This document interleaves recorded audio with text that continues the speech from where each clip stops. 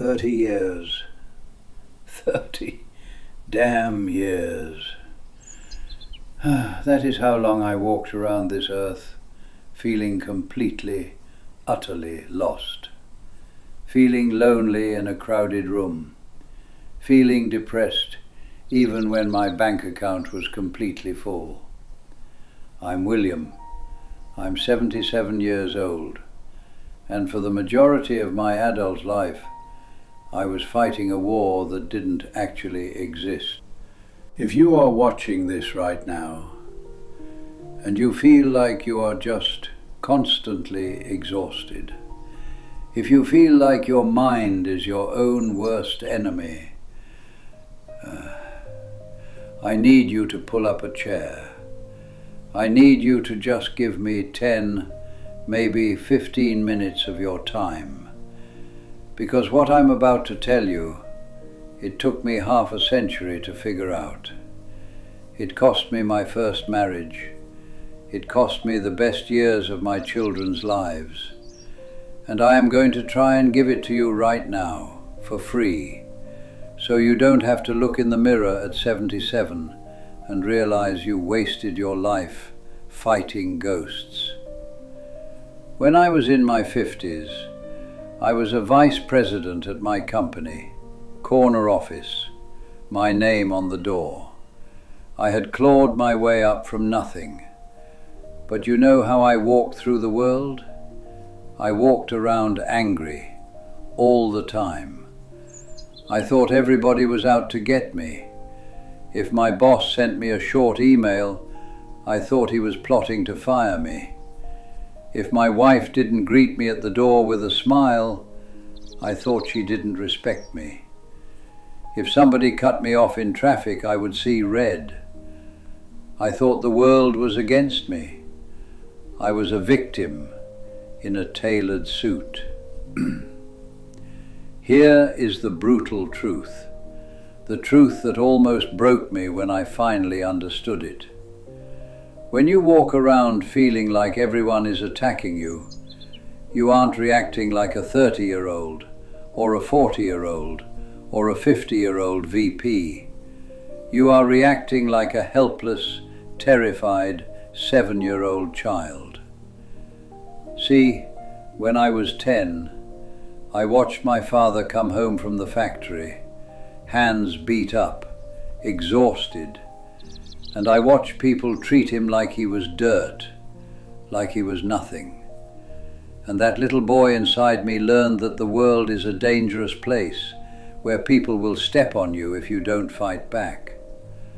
So, 40 years later, when my wife just asked me to take out the trash, I didn't hear my wife. I heard the world telling me I was nothing, and I snapped at her. You think your boss hates you. You think your spouse doesn't appreciate you. It's a lie. You are reacting to the world like a helpless child. But listen to me. You aren't 7 anymore. You have the power to fix it, but you are choosing to stay a victim, because staying angry is a whole lot easier than facing your own past. We use this word a lot now. People say, "Oh, I was triggered. He triggered me. She triggered me." Let me tell you something about a trigger. A trigger on a gun is a tiny, tiny little mechanism. It's just a spark. It has no power on its own. The only reason a trigger causes an explosion is because of the gunpowder. For 30 years, I walked around carrying 40 years worth of emotional gunpowder inside my chest. All my insecurities, all my fears of not being enough, all my unhealed wounds. I was walking around packed with explosives. And then my kid would spill a glass of milk, or an employee would make a tiny mistake. They pulled the trigger, just a tiny spark. And I would blow up. I would yell. I would ruin the whole evening. And then the The sickness of it is, I would blame them for the explosion. Look what you made me do. Look how you made me act. No, they didn't make me do anything. They just provided the spark. I was the one carrying the explosives. Until you sit down, look in the mirror, and unpack your own emotional gunpowder, the world is going to keep setting you off. You are going to keep destroying your relationships. Stop blaming other people for the bombs you refuse to defuse. Now, I want to talk about the voice in your head. You know the one. The voice that wakes you up at 3 a.m. and tells you that you are a fraud. The voice that tells you you are lazy, that you aren't a good father, that you are going to lose everything. The inner critic. I used to think that voice was my secret weapon. I really did. I thought, well, if I beat myself up harder than anybody else can, then nobody can hurt me. I thought that vicious, cruel voice in my head was what made me successful. It wasn't. It was what made me miserable.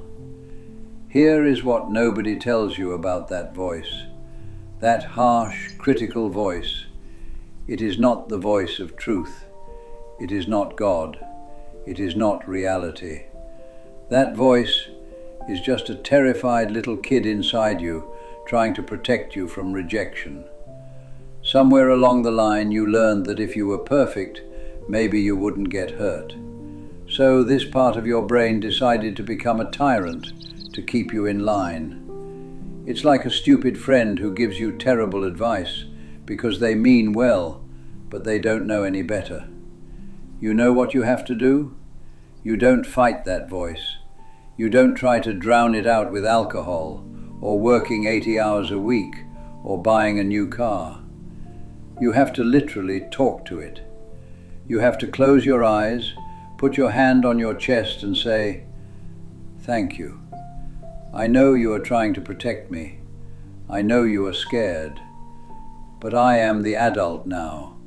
I am driving the car. You can sit in the back seat and rest." Lord, if I had known how to do that at 30, the pain I would have saved myself. And this brings me to the greatest regret of my life. If you're a parent right now, or you're thinking about becoming one, open your ears, please. I thought I was a good dad. I really did. I grew up poor, remember? So I said, my kids are never going to want for anything. So I provided. I provided the hell out of that family. I bought the big house in the suburbs. I paid for the fancy colleges. I bought the cars. But I was miserable. I was stressed out of my mind. I was angry. I was carrying all that gunpowder. Even when I was sitting at the dinner table, my mind was a million miles away, worrying about the next deal, the next promotion. And here is the tragedy of it. Children don't care about the square footage of your house. They don't care about the brand of clothes you buy them. Children are sponges for your nervous system. When you are stressed, depressed, and staring blankly at a screen all evening, your child absorbs that. And because they are children, they don't think, "Oh, Dad is stressed about the economy." They think, "Dad is miserable, and it must be my fault. I must not be good enough." I passed my trauma right down to my kids, wrapped up in a nice, expensive bow. The absolute greatest gift you can ever give your children isn't a trust fund. It isn't a private school. The greatest gift you can give them is a parent who is actually happy, a parent who has healed their own mind. Because if you don't heal your wounds, your children are going to spend the rest of their lives bleeding from them. I'm 77. I can't go back and fix the dinners I missed. I can't undo the arguments I started because I was carrying around that gunpowder. All I can do is sit here in front of this camera and hope to God that somebody out there is listening. Stop fighting the world. The world isn't against you. Unpack your explosives. Tell that terrified voice in your head to go to sleep and go be happy.